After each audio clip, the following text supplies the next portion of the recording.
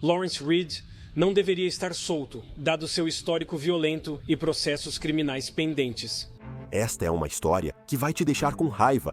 Uma mulher de 26 anos acabou de ser identificada como a vítima que foi incendiada em um ataque horrível e aleatório em um trem de Chicago. Enquanto Bethany McGee luta pela vida, o suspeito Lawrence Reed segue preso, ao menos por hora. Um homem com dezenas de prisões anteriores que está em liberdade provisória, enquanto aguarda julgamento por outro crime violento. Descobrimos novos detalhes sobre o seu aparente histórico criminal extenso e vamos analisar tudo isso com um advogado de julgamento de Chicago. Bem-vindo ao Sidebar da Law and Crime, sou Jesse Weber. Não vou mentir para você, eu estou irritado. Ok, eu normalmente não digo isso, mas esse é um caso em que vou chamar um advogado daqui a pouco para tentar me explicar, porque eu não entendo. Eu não entendo como isso aconteceu. E eu não entendo como a pessoa acusada de cometer esse ataque horrível estava solta. Estamos acompanhando o caso de Chicago em um trem da linha azul. Isso é tão horrorizante quanto desconcertante e frustrante. Bethany McGee, de 26 anos, voltava para casa cuidando da própria vida e olhando o celular. E em um instante, a vida dela mudou para sempre, aparentemente sem motivo algum, quando um estranho jogou gasolina nela e a incendiou em um suposto ataque completamente sem provocação. Ela ficou envolta em chamas por mais de 1 minuto. E a queixa criminal? Quando você lê isso, ela descreve os passos friamente premeditados que o suposto agressor dela, Lawrence Reed, aparentemente tomou, e tudo isso foi registrado, isso mesmo, em vídeo. 20 minutos antes, essa aparente emboscada, imagens de vigilância, supostamente, mostram ele em um posto de gasolina, aparentemente pagando ao caixa e depois colocando gasolina em uma garrafa. O que revolta nessa tragédia é que ela talvez pudesse ter sido evitada, se tudo isso for verdade. Em coletiva, um agente federal revelou que o suspeito já era considerado perigoso. Lawrence Reed não devia estar nas ruas. Dada sua história criminal violenta e processos pendentes, Reed já teve várias segundas chances do sistema de justiça. E assim, uma vítima inocente está no hospital lutando pela vida. Agora nós obtivemos e analisamos toda a denúncia criminal federal. Vamos detalhar exatamente como esse ataque aconteceu, minuto a minuto. Também investigamos aquele longo histórico criminal, o número de prisões anteriores, as oportunidades que esse cara aparentemente recebeu. Isso me irrita. De novo, isso me irrita. Está irritando muita gente por aí. Acho que você vai ficar chocado quando ouvir sobre isso. Vou chamar novamente um advogado para explicar. Tudo começou com uma compra em uma loja de conveniência. Segundo denúncia criminal federal, às 21h03, em 17 de novembro, câmeras de um posto CityGo, em Chicago, flagraram Lawrence Reed, de 50 anos. Ele entrou, aparentemente pagou ao caixa e depois levou uma pequena garrafa até a bomba e a encheu com gasolina. 20 minutos depois, a cena mudou para o subsolo. Um trem da linha azul da Chicago Transit Authority se aproximava da estação Clark e Lake, com Bethany McGee, de 26 anos, a bordo. Ela sentava-se de costas para o vagão, rolando o celular, e o que você está prestes a ver são as imagens reais de vigilância de dentro daquele trem. Foi registrado no Tribunal Distrital dos Estados Unidos da América, sim, estamos falando, acusado federalmente de ataque terrorista ou violência contra sistema de transporte coletivo no Distrito Norte de Illinois. Vamos falar sobre a acusação. Agora volte para as evidências e para as fotos. Elas mostram, supostamente, o ataque se desenrolando em tempo real. Sem que Bethany soubesse, Lawrence Reed também estava naquele trem, parado na outra extremidade do mesmo vagão, e de acordo com a denúncia, com uma garrafa na mão, ele supostamente caminhou diretamente em direção a ela. Sem dizer nada, ele teria tirado a tampa e jogado gasolina na cabeça e corpo dela. Ao tentar atear fogo nela, Bethany reagiu. Fugiu para a frente do vagão. Reed a perseguiu e acendeu sua garrafa enquanto ela corria para trás. Ele se aproximou novamente e desta vez, supostamente usou a garrafa em chamas para incendiá-la completamente. Depois, ele apenas observou enquanto ela era consumida pelas chamas. E quando as portas se abriram na estação, uma Bethany em chamas cambaleou para fora da plataforma e desabou. Só depois, as pessoas correram para ajudar e apagaram o fogo. Os socorristas a levaram rapidamente ao hospital. Queimaduras gravíssimas e potencialmente fatais. Reed, por sua vez, apenas desceu do trem e foi embora. Ele foi preso na terça-feira, 18 de novembro. E no dia seguinte, em 19 de novembro, foi quando Reed fez sua primeira aparição no tribunal. Segundo a ordem judicial, Reed recusou várias vezes um advogado e afirmou que pretendia se declarar culpado. A juíza teve que explicar que não aceitaria uma confissão naquele momento. Com o pedido oral do governo, a juíza agendou a audiência formal de detenção. Na quinta-feira, 20 de novembro, os promotores pediram formalmente a detenção, alegando que Reed era perigoso demais para ser liberado. O tribunal concordou e ordenou sua detenção, afirmando que nenhuma condição garantiria a segurança da comunidade. Como advogado, afirmo, ele é inocente até prova em contrário. Essas provas, ao serem analisadas, são contundentes, certo? A espinha dorsal de todo esse caso é a denúncia criminal federal. É um documento de 13 páginas que apresenta meticulosamente as provas do governo, muitas vezes com detalhes perturbadores. Quero abordar as principais passagens que compõem o núcleo deste caso. Primeiro, a denúncia aponta a suposta premeditação. Diz que 20 minutos antes do ataque, câmeras flagraram o suspeito em um posto de gasolina. Vou ler direto do documento. Reed chegou ao Citigo com as mesmas roupas usadas ao incendiar a vítima A, cerca de 20 minutos depois. Além disso, Reed entrou na loja de conveniência anexa ao posto de gasolina, pareceu fazer um pagamento ao caixa e então se dirigiu a uma bomba de gasolina e encheu um pequeno recipiente com gasolina. Vamos analisar o ataque, pois a denúncia descreve com clareza arrepiante os momentos no vagão de trem. Está escrito: Reed se levantou com uma garrafa, caminhou pelo vagão e se aproximou da vítima A, sentada de costas para ele. Reed, então, tirou a tampa da garrafa e derramou um líquido da garrafa sobre a cabeça e o corpo da vítima. Em seguida, Reed tentou incendiar o líquido. A parte mais angustiante talvez seja a persistência, como mencionei antes, mas quando a vítima reagiu e fugiu, a denúncia detalha o que aconteceu em seguida. Reed então pegou a garrafa, que agora estava em chamas, se aproximou da vítima A e ateou fogo na vítima A usando a garrafa. Reed então correu para a frente do vagão do trem e ficou observando a vítima A enquanto o corpo dela era consumido pelas chamas. Após sua prisão, a denúncia revela um detalhe chocante sobre seu comportamento. Ela observa que, enquanto era transportado para a divisão de detetives, abre aspas, Reed fez repetidas declarações espontâneas e não solicitadas, especificamente gritando queimar B e queimar viva B. Você tem que imaginar que não são apenas os policiais que serão testemunhas-chave disso. Imagens de câmeras corporais e de painel. Há outros detalhes críticos e perturbadores nesta denúncia, que ainda não discutimos. Vou continuar lendo. A denúncia também detalha as consequências imediatas na plataforma. Ela revela um detalhe crucial e, para muitos, revoltante sobre a resposta no vagão de trem, pois afirma: a vítima A, que estava quase totalmente envolta em chamas, tentou se apagar rolando no chão do vagão do trem.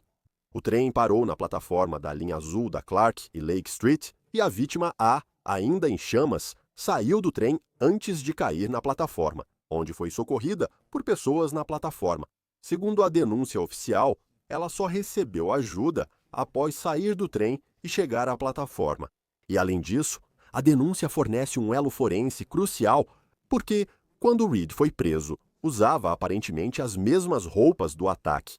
Mas os investigadores não apenas notaram as roupas dele, eles documentaram que ele tinha, aspas, ferimentos relacionados ao fogo na mão direita. Eles também acharam uma peça-chave de evidência com ele, um cartão de transporte da Chicago Transit Authority. A denúncia aponta que o cartão foi usado para embarcar em um trem da linha azul na Kedzie com a Congress por volta das 21h04. Isso ocorreu 1 minuto após ele ser visto saindo do posto de gasolina. Para analisarmos a possível estratégia jurídica, caso exista, e as evidências aparentemente fortes desta denúncia criminal, estou com o advogado de julgamento de Chicago, Andrew Scott. Obrigado pelo seu tempo, Andrew. Antes de entrar no aspecto jurídico, como alguém de Chicago, preciso perguntar: essa linha azul, essa é uma linha segura? Você vê crimes aqui? Você já viu algo assim antes, sabe? Nessa linha em particular, nesse trem em particular? Quero dizer, para todos nós que não estamos em Chicago, conte pra gente. Eu diria que, de todas as linhas do metrô, a linha azul provavelmente é a mais segura, sabe? É considerada a mais segura. Nunca vi ataque na linha azul, mas sei que muitos já viram.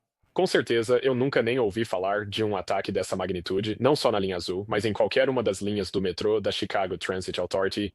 Isso é uma experiência muito chocante para todos em Chicago. Realmente é. Chocante é a palavra certa. Perturbador também é outra palavra. Muito doentio, muito doentio. Quero dizer, essa denúncia... Nojento.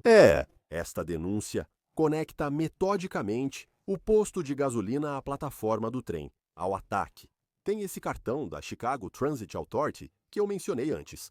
Eu tenho que perguntar, do ponto de vista de um advogado de defesa, isso parece relativamente sólido por parte da promotoria? Você também junta isso com o suposto comportamento dele, certo? Essas declarações espontâneas após a prisão, você sabe, queimar o comportamento caótico dele no tribunal, a gente vai falar sobre isso também, mas parece que está tudo praticamente fechado. Um caso à prova de falhas. Não sei como um advogado de defesa começaria aqui. Esse não é um caso em que você vai argumentar que ele não cometeu o crime, certo? Você tem tudo em vídeo. Então, a estratégia aqui vai ser uma de duas opções. Ou eles vão tentar algum tipo de defesa por insanidade, o que boa sorte com isso, mas pelo que eu vi até agora desse réu, pode ser que tenha alguma chance aí. E então, depois disso, passa a ser uma tentativa de reduzir o tempo que seu cliente vai passar na prisão. Agora, esse não é um caso de pena de morte, e embora ele tenha sido acusado em um tribunal federal, ainda existe pena de morte federal. Então, não é o tipo de caso em que você vai tentar poupar a vida do seu cliente, mas esse é o tipo de caso que você assume.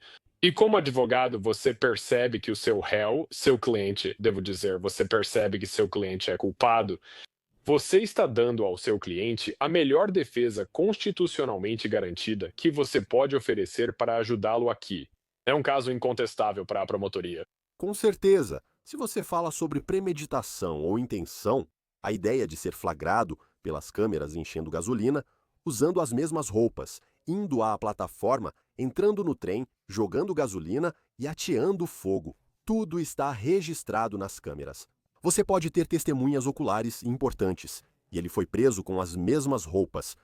Você mencionou a possível defesa por insanidade. Olha, fale com a gente sobre isso, pois é um ato aleatório e sinistro de violência sem nenhum sentido. Quando digo isso, você realmente se pergunta: alguém pode ter problemas de saúde mental? Com certeza. Mas isso não significa que essa pessoa tenha direito a uma defesa bem-sucedida por insanidade. O que você acha que pode ter ali para um advogado de defesa usar? Como você disse, terá problemas de saúde mental. Se você analisar o histórico dessa pessoa, é evidente que ela tem sérios problemas mentais. E você está certo, mas isso não significa que eles terão uma defesa de insanidade viável. Só porque alguém tem problemas de saúde mental, ou mesmo problemas graves de saúde mental, não significa que essa pessoa não possa compreender o erro de suas ações. Esse será o grande desafio que os advogados de defesa terão que enfrentar aqui, por mais insano que o ataque pareça. Também é bem difícil argumentar que essa pessoa não planejou esse ataque de forma metódica. E claro, você sabia que o que fazia era errado, que havia algo errado nessas ações. Acho que uma das coisas fascinantes sobre o mundo em que vivemos hoje é que tudo está sendo filmado agora. E ele provavelmente está sendo filmado desde a chegada ao posto de gasolina, até toda a caminhada dele, até a estação de metrô, tudo. Então, eles vão conseguir. A promotoria provavelmente vai conseguir mostrar cada passo desse caso.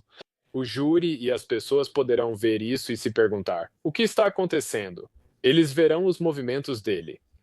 Em muitos momentos, eles vão conseguir ver o que ele realmente diz. E eles vão poder, ao assistir ao crime, analisar e tomar uma decisão sobre se essa pessoa compreendia a gravidade do crime.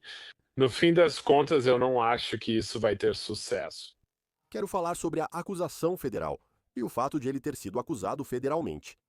E nós vamos falar sobre isso. Mas se você deixar toda a discussão legal de lado por um segundo, e as imagens chocantes, e as evidências, é importante lembrar quem está no centro dessa tragédia: a vítima, Bethany McGee, de 26 anos. Por dias, o público conhecia apenas a vítima A. Segundo a Newsweek, ela foi identificada como Bethany McGee, jovem cuja vida foi brutalmente interrompida. Descobrimos que Bethany se formou na Universidade Purdue, gostava de animais e ia à igreja. As redes sociais dela indicam que ela era próxima dos pais e dos irmãos. O pai dela, Dr. Gregory McGee, é professor de estudos bíblicos na Universidade Taylor. É uma faculdade cristã em Indiana. A família dela divulgou: agradecemos pelas orações e votos de melhoras, enquanto nossa filha é cuidada pelos ferimentos desta semana. Agradecemos muito pelo ótimo cuidado e apoio da equipe de queimados do Hospital Stroger.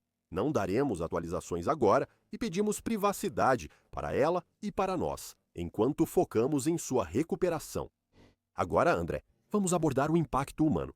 Porque agora que sabemos um pouco mais sobre Betânia e estamos tentando entender o que aconteceu com ela e como será a vida dela. Como isso humaniza esse caso para um possível júri? E se você é um advogado de defesa, você pensa consigo mesmo. Você diz ao seu cliente: isso não vai ser bom para você. No momento em que o júri vê o que aconteceu com ela, isso vai ser um problema para você. Você dirá isso ao seu cliente. Isso será um grande problema para você. Há vários motivos para isso. Primeiramente, como você disse, ela tem 26 anos. Existem pessoas, muitas das pessoas que pegam o metrô todo dia, que inclusive vão fazer parte do seu júri. Aliás, no júri dela, haverá muitas pessoas que pegam o metrô diariamente e se sentem como ela. Ah, Sabe, pessoas que são jovens profissionais, vindo de vários bairros da cidade. Vai ter gente nesse júri que vai pensar: poderia ter sido eu. Ah, mas o outro lado disso também, o outro aspecto disso, é que queimaduras são ferimentos horríveis. Eu tentava obter o máximo de informações sobre a gravidade das queimaduras dela. E realmente não há uma boa informação disponível, pelo que vi, mas já lidei com casos de queimaduras antes, do ponto de vista de litígios civis, e posso te dizer que são horríveis. São meses e meses no hospital. Envolve enxertos de pele. É uma dor diferente de qualquer dor que você possa imaginar. E ainda tem as cicatrizes também. A localização e gravidade da queimadura determinam onde podem ficar as cicatrizes. Então, é um caso horrível em que o júri vai conseguir se colocar no lugar da vítima. E então eles vão ver essas lesões horríveis. Quero dizer, todo mundo já se queimou alguma vez. E você pensa como uma pequena queimadura ao tirar algo do forno dói por dias. Agora, imagine isso no seu corpo inteiro e imagine passar por isso durante semanas. É difícil de compreender, é difícil de entender, é complicado de entender. E, sabe, a jornada que ela agora tem que enfrentar, depois de tudo que ela acabou de passar, a jornada que ela tem que enfrentar. É realmente impensável. E eu tenho que dizer, sabe, estou desejando a ela uma recuperação rápida, bem-sucedida e saudável. Pois, por mais chocante que seja, essa é a nova realidade que ela precisa enfrentar. Isso faz pensar na família, né? Como a família de uma vítima lida com esse trauma. Como eles lidam com a atenção da mídia sobre o caso. Porque isso está sendo comentado em todos os lugares e círculos, né? Ao lado político, da justiça criminal e legal. É uma história chocante. Como família, como a família da vítima lida com algo assim. Eu me sinto péssimo pela família da vítima, antes de tudo, porque a pessoa que eles amam tem que passar por isso e eles têm que vivenciar isso junto com ela. Mas a atenção que esse caso receberá agravará ainda mais essa dor. Eles vão ter pessoas falando sobre esse caso por semanas nos programas de notícias a cabo, vai estar em toda na internet. Eles vão lutar contra a desinformação e pela privacidade. A maioria das pessoas quer privacidade após uma tragédia. Eles não terão nada, o que é terrível. É uma situação difícil para a família. Sinto muito por eles. A promotora dos Estados Unidos disse que ela estava cuidando da própria vida quando isso aconteceu. Me fale sobre essa acusação. Você pode ler e dizer quais as acusações estaduais que ele enfrenta. Não, ele foi acusado com essa acusação federal de cometer um ataque terrorista contra um sistema de transporte de massa. A acusação foi feita de propósito, pois pode resultar em prisão perpétua. Você ficou surpreso por ele ter sido acusado desse crime federal? E como se prova algo assim? Fiquei surpreso por ele ser acusado de crime federal. Mas quando você percebe que foi em transporte público, isso aumenta a chance dele ser acusado de crime federal, certo? Harry, como você prova esse caso? Essas leis geralmente são escritas de forma que os promotores possam vencer esse tipo de caso. E se você olhar como a lei está escrita, se você olhar para as provas, eu realmente acho que vai ser uma situação muito difícil para a defesa conseguir qualquer tipo de absolvição nesse caso. Eu também me surpreenderia se esse caso fosse a julgamento, mas sempre há surpresas. Já vimos ou ouvimos sobre o comportamento desse réu no tribunal. Não é possível obrigar o cliente a aceitar um acordo, por isso ele pode optar por ir a julgamento. E pode ser o tipo de caso em que esse cara pode passar por vários advogados de defesa e pode acabar sendo o tipo de caso em que ele acaba se representando porque ele parece completamente desequilibrado. Esse é um caso difícil para um réu ou advogado de defesa tentar ganhar ou conduzir. Como eu disse, a pessoa que acabar pegando esse caso não está pegando por dinheiro, não está pegando para ganhar. Eles estão pegando com a paixão de dizer: ok, essa pessoa, apesar de ser culpada, merece um julgamento justo e eu vou garantir que ela tenha isso. Você acha? Eu vou entrar nesse assunto em um minuto. Qual era o histórico criminal anterior dele? Você acha que ele foi acusado em nível federal para garantir que não haja absolutamente nenhuma chance de ele sair algum dia? Não tenho certeza sobre isso. Acho que as acusações meio que aconteceram rápido o suficiente para que, tipo, o incidente ocorreu. Todos ficaram chocados com a acusação. Acredito que isso se deve ao fato de ter ocorrido no transporte público, o que permite que acusações federais sejam possíveis. Não sei se a ideia é colocar isso para garantir que ele nunca saia. Agora, isso vai ao encontro do que você disse na sentença estadual de Illinois. Se ele fosse condenado, por exemplo, por agressão agravada, que é como essas acusações seriam classificadas no tribunal estadual, mesmo que fosse a pena máxima mais severa, ele basicamente sairia em 50% do tempo, dependendo de como, ele está na prisão. E quanto à tentativa de assassinato? Tentativa de assassinato, pode ser que ele não vá pegar. Pode pegar, você está certo. Ele pode ser acusado de tentativa de assassinato. E, novamente, provavelmente, ele não pegaria a prisão perpétua. Pode ser, sabe? Ainda assim, seria o que as pessoas seriam acusadas nesse caso, ou a sentença que dariam novamente nesse caso. Em nível estadual, as pessoas reagiriam dizendo: isso não basta. E você tem que levar em conta o fato de que, como eu disse, ele recebe 50%, ele recebe crédito. Ele cumprirá apenas metade da sentença. No nível federal, vai cumprir 85% de qualquer pena. E isso é uma grande parte disso, né? Que mesmo que ele pegue 10 anos, ou 20 anos, ou 25 anos, ou 40 anos. Isso é prisão perpétua. Essa acusação também. Então... Pode ser prisão perpétua. Pode ser, mas você está dizendo que, mesmo que seja prisão perpétua, existe uma chance de ele sair antes em nível federal? Depende se ele receberá liberdade condicional ou se será prisão perpétua sem possibilidade de liberdade condicional. E isso seria, sabe, eu teria que verificar, sabe? Isso seria uma decisão do juiz. Ele poderia... O que pode acontecer aqui é que ele poderia ter direito à liberdade condicional em 20, 25, 35 anos, ou algo assim, sabe? Supondo, ele teria... Não podemos prever o futuro. Ele pode ser reabilitado e recuperado e daqui a 35 anos obter liberdade condicional. Ou ele pode ser o que esperamos e não conseguir a liberdade condicional. E olha, ele tem 50 anos, mas aqui está o ponto. Aqui está o ponto. O motivo pelo qual eu perguntei. Bem, eles estão acusando ele no nível federal para garantir que ele nunca saia. Vou falar do histórico criminal dele, porque se os detalhes desse ataque fazem as pessoas se perguntarem como isso pode acontecer. Deixa eu te contar que a resposta pode estar em um número impressionante que gerou indignação, que exigiu uma análise rigorosa do sistema de justiça criminal. O número é 72. Segundo os registros do tribunal, Lourenço Reed foi preso ao menos 72 vezes nos últimos 30 anos. Quero detalhar isso. Segundo uma moção de detenção apresentada pelo governo, dessas 72 prisões, Reed tem aproximadamente 15 condenações e 8 delas são por crimes graves.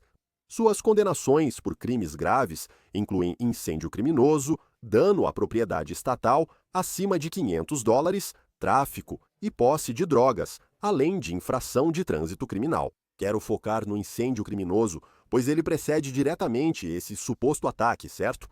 A petição relata um crime de abril de 2020, quando funcionários da Chicago Transit Authority viram Reed com 2 galões vermelhos de gasolina. Aparentemente, ele se aproximou de uma janela do centro James R. Thompson, o prédio do governo estadual no centro de Chicago, derramou o líquido dos galões perto da janela e ateou fogo, causando um incêndio. Ele foi condenado à liberdade condicional no condado de Cook. E as condenações por dano criminal também são reveladoras. Uma situação foi ele quebrar 2 janelas de trem da Chicago Transit Authority. Outra, danificar um computador do Departamento de Correções do Condado de Cook. Nesses casos, ele também ganhou liberdade condicional. Agora, vamos ao ponto que torna tudo tão revoltante.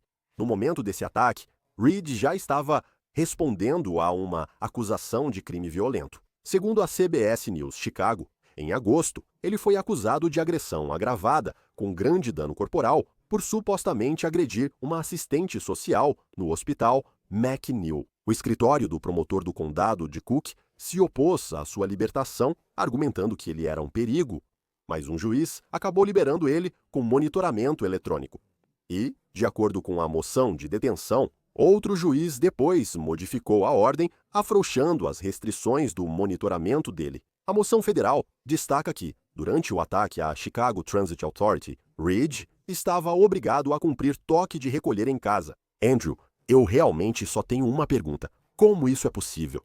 Bem, a resposta se resume a algumas coisas. Sabe, muitas das prisões e condenações dele estão relacionadas a crimes de dano à propriedade, não estão relacionadas a machucar outras pessoas. Por isso ele estava solto ou foi liberado dessas acusações. Esses casos, sempre que você está danificando propriedade em vez de machucar pessoas, você vai ser acusado, mas vai receber menos tempo de prisão ou menos tempo de cadeia. 72 prisões não importam? Foram 72 prisões, mas só 15 condenações. No fim, isso é o que importa e deveria ser o foco das pessoas. 15 condenações já é mais que suficiente. 8 crimes graves também são muitos. Mas a questão é, você pode colocar alguém na cadeia pelo resto da vida por destruir um computador ou incendiar uma propriedade? E eu acho que, na escala das coisas, muita gente, se estivesse olhando para isso, sem considerar o que ele fez aqui, diria, ok, bem, isso provavelmente não é motivo para prisão perpétua. Já o ataque a um assistente social é uma acusação interessante. E eu estou um pouco surpreso que ele realmente tenha tido a possibilidade de pagar fiança, porque essas acusações, sempre que envolvem profissionais, por assim dizer, tendem a ter um peso maior. São geralmente casos de lesão corporal agravada, pois envolvem assistentes sociais que foram feridos enquanto exerciam sua função profissional. Isso geralmente é um agravante, podendo ser usado para negar liberdade condicional.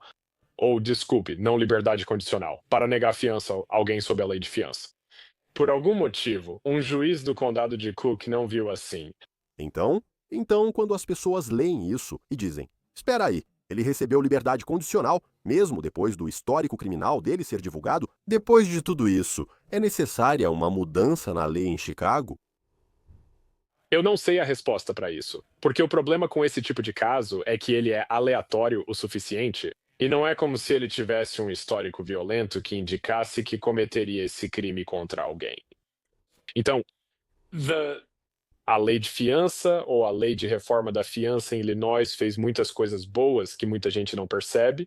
Sabe, manter alguém preso por uma infração simplesmente porque a pessoa não pode pagar para ser solta é problemático. E o que muita gente não percebe é que fiança nada mais é do que um obstáculo financeiro para sair da cadeia. Você não vai para a cadeia até ser condenado por um crime. Então, se eu e um bilionário formos presos pelo mesmo crime e eles definirem nossa fiança em US$ 1 milhão, e eu não posso pagar esse US$ 1 milhão, mas o milionário ou o bilionário pode pagar esse US$ 1 milhão. O bilionário fica livre e eu não fico livre. Quem é mais perigoso nessa situação? Você não está tomando uma decisão objetiva sobre quem é mais perigoso. Você está tomando uma decisão objetiva sobre quem pode pagar para sair da cadeia antes de ser condenado. Agora, ambas as pessoas que, sempre que você sai sob fiança, ainda precisa enfrentar o julgamento e ainda pode ser condenado à prisão depois do julgamento, e isso não tem nada a ver com a fiança. Então, tudo se resume ao fato de que você é inocente, até que se prove o contrário. E você só é mantido preso antes de ser considerado inocente até que se prove sua culpa com base em certas condições. Mas olha, de novo, você mencionou isso antes. Há uma questão aqui sobre por que ele foi solto. Se estamos falando de um possível perigo para o público ou de um reincidente. Olha, após esse ataque, eu quero saber a sua opinião. Após o ataque, autoridades federais anunciaram formalmente as acusações em coletiva de imprensa. O procurador dos Estados Unidos da América, André Boutros, subiu ao púlpito para descartar qualquer especulação de que não fosse um ataque aleatório e predatório. Vi relatos de uma altercação ou algo do tipo,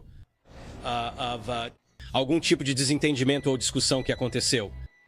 Essas afirmações são imprecisas e falsas. Ela estava no telefone. Então você teve o agente especial responsável da agência de álcool, tabaco, armas de fogo e explosivos Chris Amon, que pegou o microfone e conectou o passado de Reed diretamente a esta tragédia. Sinceramente, em termos diretos, Lawrence Reed não tinha razão para estar nas ruas. Devido ao histórico criminal violento e processos pendentes, Reed recebeu várias segundas chances do sistema de justiça criminal. E como resultado, você tem uma vítima inocente no hospital lutando pela vida. Graças à ação rápida do Departamento de Polícia de Chicago, Agência de Álcool, Tabaco, Armas de Fogo e Explosivos e parceiros da lei, o Sr. Reed não terá mais oportunidades. Obrigado. Andrew, acabamos de ouvir esse áudio realmente impressionante do agente tático avançado, o agente da Agência de Álcool, Tabaco, Armas de Fogo e Explosivos. Do seu ponto de vista, na comunidade jurídica de Chicago, é incomum um funcionário federal condenar de forma tão direta as segundas chances que um réu recebeu no sistema judicial estadual. E o que isso sinaliza para você sobre a abordagem do governo federal neste caso? É incomum e mostra que este é o tipo de caso chocante que levou o governo federal a se envolver. E quando o governo federal está envolvido processando pessoas, quando o Departamento de Justiça está envolvido em processar pessoas, eles não perdem, não medem palavras, eles são tão sérios e rigorosos quanto possível. Esses são os melhores promotores que existem e é assim que eles chegam a esse nível. Então, para ele vir aqui e fazer esse tipo de declaração, muita coisa disso, na minha opinião, é um tanto política. Mas muita coisa tem a ver com o choque absoluto do que testemunhamos aqui. O que aconteceu com essa pobre mulher? Mas ele não está errado. Quero dizer, olha, é o seguinte. O juiz, no caso de agosto, o liberou apesar das objeções da promotoria e, segundo relatos, afirmou, abre aspas, eu não posso manter todo mundo na cadeia. Essa é uma situação em que simplesmente não há espaço suficiente para abrigar todo mundo. E esse é o motivo pelo qual alguém como Reed é solto? Sim, entendo. Ele é inocente até que provém o contrário. Sempre digo isso, mas com esse histórico criminal e as acusações graves, com evidências tão fortes, ninguém vai querer ouvir isso. E a pergunta que fica é, será que é esse o caso? Não há espaço suficiente nas instalações habitacionais de Chicago para abrigar alguém acusado de um crime assim? Quero dizer, não posso prender todos. O que isso significa? Sim. Primeiro, não dá para manter todos presos por vários motivos. E eu acho que, antes de tudo, eles têm que tomar a decisão. O juiz tem que tomar a decisão. Qual é a probabilidade dessa pessoa ser uma ameaça para outras pessoas? E quando o juiz tomou essa decisão, ele não achou que essa pessoa cometeria esse tipo de crime.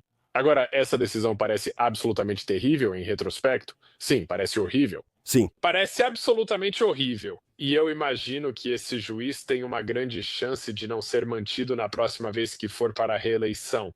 E o lado humano disso, tenho certeza que esse juiz se sente muito mal pelo que ocorreu. E essa é uma decisão que o juiz tomou com base, você sabe, em uma decisão judicial que estava diante dele, que eram centenas e centenas de casos, centenas e centenas de petições. O juiz só tinha um certo tempo para ler tudo o que podia sobre esse caso e tomou essa decisão. E adivinha só, foi uma decisão ruim. Olha, não existem respostas fáceis para isso, mas é incrivelmente frustrante. É muito angustiante e triste, realmente trágico, e só queria voltar ao começo aqui. Nossos pensamentos, nossas orações, nossos votos de melhoras estão com essa jovem e sua família. E eu espero que ela tenha, novamente, uma recuperação bem-sucedida e saudável, e que essa família tenha a privacidade de que precisa e, com sorte, a justiça a que ela tem direito. Andrew Scott, muito obrigado pelo seu tempo. Agradeço mesmo. Obrigado, até logo. E isso é tudo o que temos para vocês agora aqui no Sidebar, pessoal. Muito obrigado por nos acompanharem. Como sempre, inscreva-se no YouTube, Apple Podcasts ou Spotify, onde ouvir seu podcast. Me siga no X ou Instagram. Sou Jesse Weber, até a próxima.